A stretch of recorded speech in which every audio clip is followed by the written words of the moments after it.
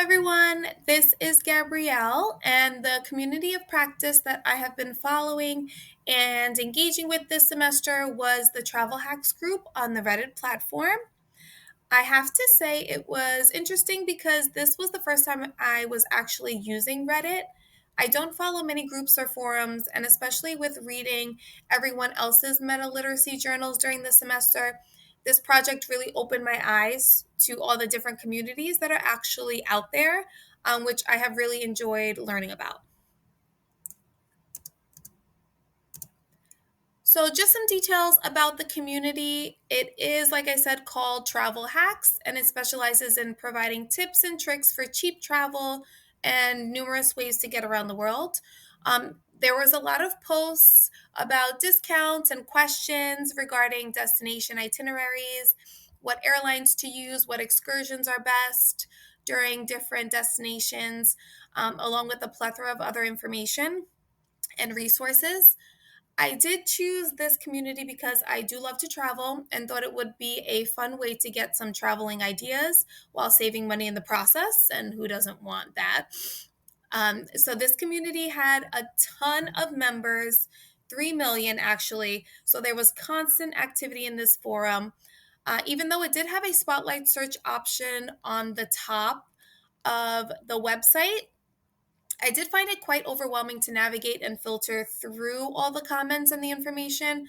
I would have definitely liked there to be a more organized way and a little bit more of an organized layout for finding information, like maybe categorizing the different content into groups using hyperlinks or images. I'm not sure if you can actually do that on Reddit, but I found that the constant scrolling through the posts with this really written heavy content was difficult to navigate for me personally at times.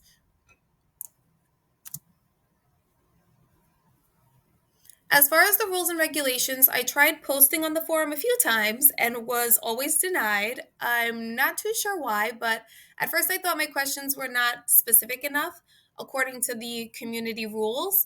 So I tailored them to be more specific and still was not able to post anything. So, for example, one of the questions that I tried to post was how much cash should I bring on a cruise for tipping staff and for other expenses that may arise on the cruise ship? And that was denied. So, I am not sure why, but it's fine. I still enjoyed engaging with the community either way. I did notice the monitors did not really actively engage in the community. They didn't really comment or ask questions or offer any information. They mostly would just approve or deny posts and comments. And a few times I did notice that they were removing advertisements and spam links and referral links. And then they would actually have to post to remind members that this was not allowed based on the rules.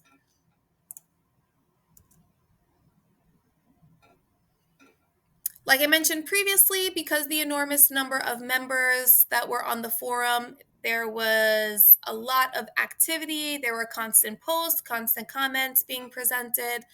The posts primarily consisted of specific travel questions and recommendations from members, but there were a few times where there were posts made from members just wanting to willingly share their own personal experiences or information regarding their past trips without any prompting. The dynamic that was made up during the community was essentially inquirers and responders.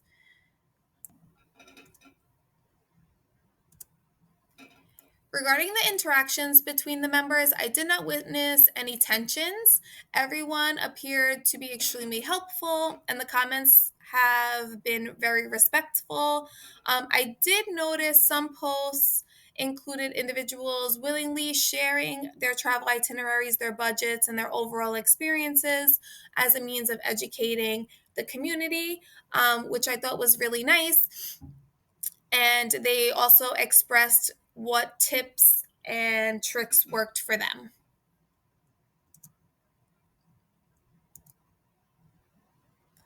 The Travel Hacks community had a few meta-literacies present within it. A substantial amount of information was continuously being presented in this community. Like I previously stated, the purpose of the community is to share, identify, and use the information given in a beneficial and purposeful way. The members absolutely needed to be information literate in order to decipher factual information from misinformation. Although I did not personally witness the spread of misinformation, the community is public, so anyone can create a Reddit account and join this community, which does mean the potential for using it in a negative way. Therefore, the members really need to be mindful of the information they are receiving and do their own research to fact check anything that they are reading. There were some visual literacies present in the travel hacks community. Being that it revolved around travel, I expected there to be much more than what there actually was. I enjoyed this change up because I am a visual person and thought it was nice from a nice change from the monotony of the written and continuous written text throughout the forum.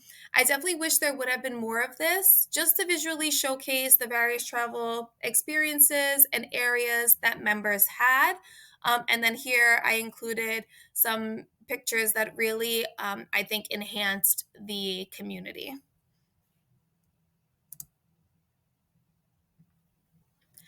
And of course, being that this was an online forum, there was digital literacy present. To engage and to utilize this community, all you really need is some type of data or internet plan, as well as a type of device like a computer, iPad, iPhone. The community is very easy to navigate and it's very easy to post and comment. And the process is very straightforward, and all the elements of the community are clearly laid out.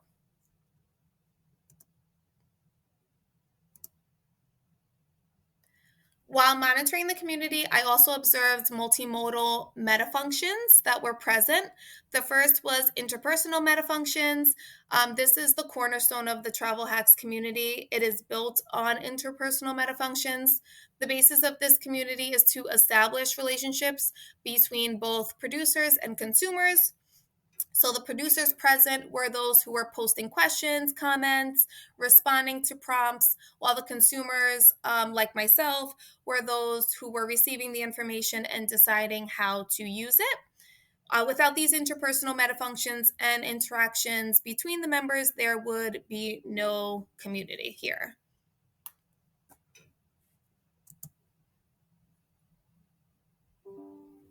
There were also compositional meta functions present as well within the community, and this just refers to how the forum is organized.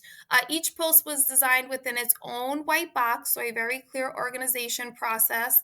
Newer posts were towards the top of the page, older posts were on the bottom. Each post had features along the bottom of the box that included comments that you can put, sharing, um, how you could save the post, hide it, report it, as well as it included the name of the member that posted it. And then once you viewed the post, it would turn from black to gray, the text. There was also a spotlight search feature on the top of the page that enables you to search for specific topics and content within the community.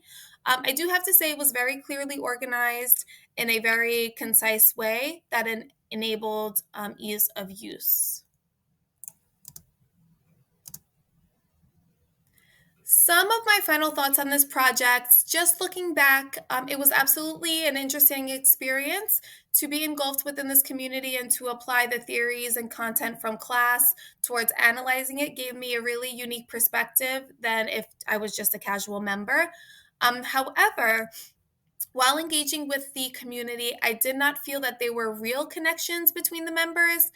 Granted, there was a lot of information being shared, and the members were extremely helpful when answering questions or commenting. Everyone was really respectful, but there appeared to be no real sense of a community and likeness present that I was looking for.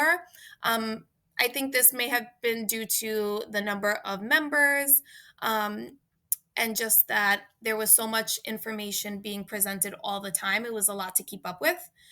When I initially chose this community to follow, I was hoping that it would be a community that I could be a part of and build relationships with, and as well as post and comment on. But I think in the future, I'll just be using this as a resource that I will just occasionally traverse and just use for specific situations. Additionally, I did not feel the content really matched my specific needs and what I was looking for within my travel experience. This could have been because I could not really relate to the topics being presented and did not feel a strong community connection. But furthermore, the media proficiencies present within this community were considerably basic. The forum mostly consisted of written communication with occasional visual medias added in. And I think for me personally, adding in more forms of media such as video commentary or infographics could help to boost the content and not have it so print heavy. But in general, I appreciated the information presented within the community. And as a result of this, I have been able to find supplement travel communities that I have utilized and have better fit my own travel needs. So here are the supplemental communities that I have found: Shipmate and For the Love of Travel. I think these better fit what I was looking for personally in my community. But this project has really encouraged me to research other communities like the ones shown here that I can follow, that really piques my interest. And I am looking forward to what I can find out there. So thank you all so much for listening and reading my Metaliteracy journal this semester. Thank you all for your kind feedback and positivity. It has really been a great semester with everyone, and good luck in the future. Bye.